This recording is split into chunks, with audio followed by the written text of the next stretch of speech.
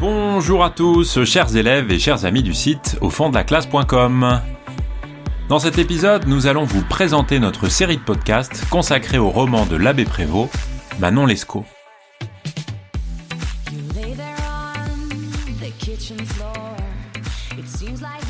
Manon Lescaut, c'est un roman qui est écrit par l'abbé Prévost au XVIIIe siècle, dans la première partie du XVIIIe siècle, et même si c'est un roman qui est assez court, surtout pour les standards de l'époque, eh bien c'est un roman qui est assez difficile à résumer tant il contient de péripéties, de retournements de situation et d'épisodes. Il est précédé d'un avis de l'auteur sur lequel on reviendra et composé de 2 livres, le livre premier, le livre second. Alors, au tout début de l'histoire, le chevalier des Grieux, qui est le narrateur principal et le personnage principal de l'histoire, rencontre Manon à Amiens, un peu par hasard, comme si c'était à la sortie de l'autobus en quelque sorte, même si évidemment ce n'est pas un autobus, mais plutôt un coche, comme on dirait à l'époque. Alors c'est un coup de foudre, immédiatement, pour les deux, et ils s'enfuient très vite à Saint-Denis, puis à Paris. Et alors très vite, ils s'installent tous les deux dans le bonheur, à Paris, dans un appartement, mais cette stabilité dans le bonheur est assez rapidement rompue, puisque l'un des voisins de Manon et des Grieux, qui s'appelle Monsieur de B, qui a remarqué la beauté de Manon, essaye d'empêcher leur amour en avertissant le père de Desgrieux, qui ramène son fils chez lui. Plusieurs mois passent, et un ami, on pourrait même dire le meilleur ami de Desgrieux, l'incite à reprendre ses études de théologie et à rentrer dans le droit chemin. Donc Desgrieux passe un certain temps dans la religion, à Saint-Sulpice en particulier, mais Manon le retrouve, ce qui provoque de nouveau une péripétie, puisque Desgrieux quitte Thiberge et les autres prêtres du séminaire, et ils s'installent de nouveau ensemble dans une maison à Chaillot, un peu à l'extérieur de Paris. À cette occasion, ils rencontrent, encore une fois un peu par hasard, le frère, en tout cas un des frères de Manon, qu'on appelle dans le livre Lescaut, et tout un tas de péripéties arrivent à ce moment-là, leur maison brûle, il manque d'argent, et Lescaut, qui est un personnage un peu haut en couleur, une espèce de bandit, de voyou, eh bien, introduit Desgrieux dans une maison de jeu, où il essaye de s'enrichir en jouant et en organisant un véritable système de tricherie, pour pouvoir gagner au jeu d'argent de manière à peu près systématique, poussé ainsi donc par ce personnage sur lequel on reviendra, qui est le frère de Manon, qui s'appelle Lescaut. Ce qui fait que Desgrieux rompt avec sa vie d'avant, et avec son père, et avec son ami Thiberge, qui représente un petit peu le droit chemin, comme je le disais avant, mais de nouvelles péripéties vont troubler ce nouveau bonheur retrouvé, puisque les domestiques de Desgrieux et de Manon volent toutes leurs économies. Autre problème, Manon entre en relation avec un nouveau personnage, Monsieur de GM, avec des initiales, encore une fois, un peu mystérieuses, et ça se termine mal, sans entrer dans tous les détails. Les deux personnages, et Desgrieux et Manon, sont envoyés en prison. Alors, d'abord, Desgrieux s'évade avec l'aide de Lescaut, et puis ensuite, tous les deux, avec l'aide d'un troisième homme, Monsieur de T, qui reviendra ensuite au début du 2e livre, vont faire évader Manon. Très rapidement après, Lescaut, dans une histoire complètement hasardeuse encore une fois, est tué dans la rue, et les deux amants s'en vont, fuient dans leur maison de Chaillot. Et c'est avec cette situation-là que se termine le 1er livre. La première partie du livre second est marquée par ce personnage de Monsieur de GM et par son fils, que Manon essaye de duper en essayant par un stratagème de lui voler son argent. Mais finalement ça ne fonctionne pas, le père revient dans le jeu et arrive à faire enfermer les deux au Châtelet. Donc c'est à ce moment-là que le père de Desgrieux, qui avait disparu depuis le début du 1er livre, revient pour aller voir son fils et pour essayer de trouver un arrangement avec ce monsieur de GM, arrangement qu'il obtient, mais au prix de la fuite de Manon vers l'Amérique, puisqu'elle est obligée de quitter le territoire à cette occasion-là. Et Desgrieux, lui, ne réussit pas à faire changer d'avis son père, qui ne veut absolument plus entendre parler de Manon pour son fils. Et Desgrieux, lui, ne se résout pas, puisqu'il suit Manon dans le convoi qui va l'envoyer jusqu'en Amérique, et puis va finalement retrouver Manon en Amérique. Tiberge, à ce moment-là, une nouvelle fois, essaye d'aider son ami, notamment en lui prêtant de l'argent, mais finalement ça n'a pas d'incidence sur ce qui arrive, et l'histoire reprend en Amérique, à la Nouvelle-Orléans, c'est-à-dire en Amérique française à cette époque-là. Et c'est donc au gouverneur français de la Nouvelle-Orléans que les deux personnages de Manon et de Des-Grieux demandent un mariage. Et ce mariage est refusé parce que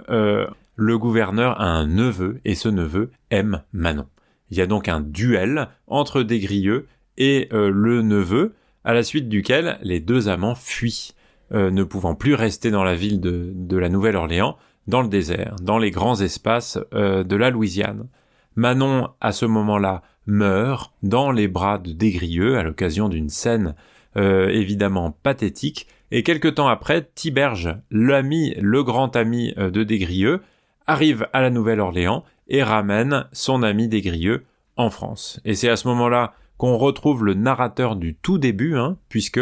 Des-Grieux rencontre l'homme de qualité, Renoncourt, à Calais. Et c'est ainsi que se termine l'histoire de Manon Lescaut. Et alors maintenant qu'on a évoqué en quelques mots l'histoire de Manon Lescaut et fait cette espèce de résumé, il faut parler du parcours du programme, c'est-à-dire personnage en marge et plaisir du romanesque. Alors, ces deux éléments-là, personnage en marge et plaisir du romanesque, invitent les candidats, les candidates du bac à s'interroger sur les personnages, évidemment, et leur lien avec la norme, et d'un autre côté, de prendre le côté du lecteur de roman et du plaisir qu'il prend à lire ce livre, et évidemment des plaisirs au pluriel, c'est-à-dire des sources différentes de ce que peut apporter ce roman-là aux lecteurs et aux lectrices de cette époque comme d'aujourd'hui. L'expression personnage en marge, évidemment, invite à s'interroger sur la marginalité de certains personnages par opposition à d'autres. Il est évident, par exemple, que le frère de Manon, Lescaut, qui est un personnage qui incarne le vice, le péché, les mauvais comportements, s'oppose de manière évidente à Tiberge, par exemple, l'ami séminariste de Des-Grieux, et s'oppose aussi au père de Des-Grieux, qui représente aussi une forme de bienveillance et aussi de grand respect des normes de la société, pas seulement des normes religieuses, mais des normes sociales d'une manière générale. Et on peut considérer à ce titre-là que Des-Grieux et Manon sont un petit peu au centre de tout ça, avec une particularité peut-être pour chacun des deux, Manon étant plus portée au péché que Des-Grieux, mais Des-Grieux se lance aussi à bien des occasions dans des comportements qui peuvent être tout à fait discutables. Et donc, il va falloir s'interroger dans cette étude qui va nous préparer à aborder des sujets de dissertation sur ce roman, à la notion de marginalité envisagée pour chacun de ces personnages, avec évidemment l'idée d'un système entre tous ces personnages qu'il convient donc de comparer les uns avec les autres, et sur qui il faut à chaque fois s'interroger pour définir les éléments de cette marginalité. Et puis, il faudra aussi montrer que le romanesque, on va en parler dans un instant, naît de l'opposition entre la marginalité de ces personnages et la norme sociale que représentent d'autres, et la norme sociale tout court, puisque il y a toujours une limite à dépasser, une limite à ne pas dépasser, et cette limite, c'est une marge morale, et c'est l'idée de la possible transgression de la norme, avec à l'esprit l'idée que cette norme, elle peut être quelque chose de tout à fait artificiel, c'est seulement ce que dit la société, ou bien c'est ce que le lecteur envisage pour lui-même. Et donc on pourrait envisager cette œuvre comme une manière de réflexion philosophique, d'invitation pour le lecteur à s'interroger sur ce qui est seulement ce que la société demande de faire, et sur ce que chaque individu, le lecteur, la lectrice en particulier, envisage lui-même ou elle-même comme étant la vérité, l'éthique, la bonne morale, les bons comportements. Et puis, si on prend de manière un petit peu plus frontale l'aspect du romanesque, c'est-à-dire l'idée dans la deuxième partie de l'intitulé de ce parcours, qui est plaisir au pluriel du romanesque, qu'il faut parler du lecteur, de la lectrice de ce roman.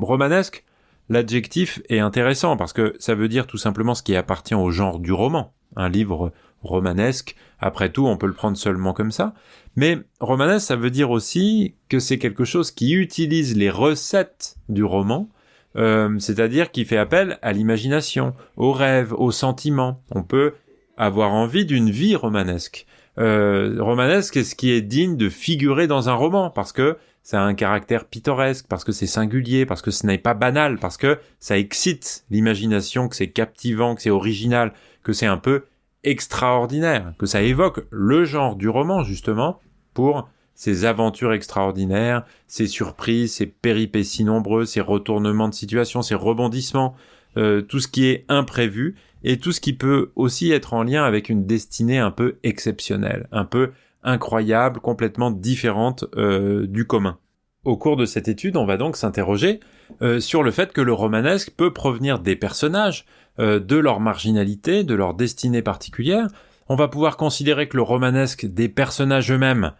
s'ajoute aussi au romanesque de leurs aventures, c'est-à-dire de la capacité de l'auteur à construire un récit, à monter un scénario et à surprendre le lecteur, la lectrice, pour lui donner du plaisir. Un plaisir particulier qui vient des péripéties, des surprises, des retournements de situation. Parce que bien sûr, il y a le goût du lecteur pour des personnages originaux, pour des personnages qui sont marginalisés. Il y a aussi le plaisir qu'on peut avoir à détester des personnages qui peuvent être attachants, mais qui peuvent être au contraire repoussants, insupportables, très agaçants, bien sûr. Et puis, il y a tout ce plaisir qui vient de ce qui est extraordinaire, c'est-à-dire de ce qui est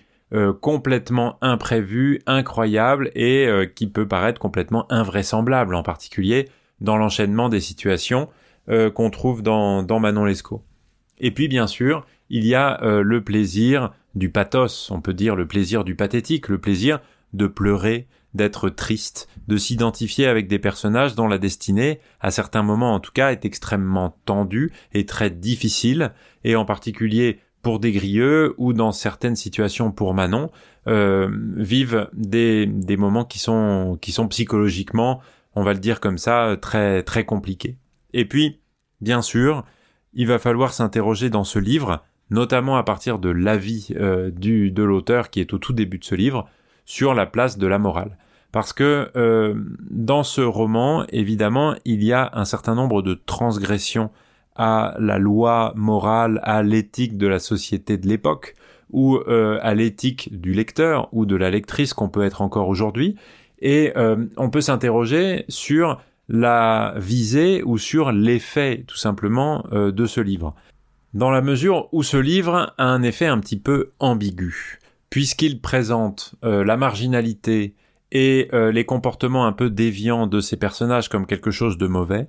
et en même temps cherche évidemment à nous donner du plaisir à les entendre raconter toutes ces histoires. Il y a évidemment quelque chose de contradictoire et d'ambigu, et qui est finalement à la base très probablement du succès de ce livre Manon Lescaut. C'est un livre qui se présente en disant « Attention, vous allez trouver un contenu sulfureux, des personnages qui agissent mal, c'est très mauvais, c'est très mal, attention à ce qu'on va trouver là-dedans », et qui, avec le même argument, cherche à attirer les lecteurs, les lectrices qui ont envie de lire quelque chose qui est un peu sulfureux, un peu mauvais, un peu mal sur le plan moral, parce que tout simplement, ça donne un peu de frisson, un peu d'originalité, et la marginalité, à ce titre-là, a évidemment quelque chose d'extrêmement intéressant.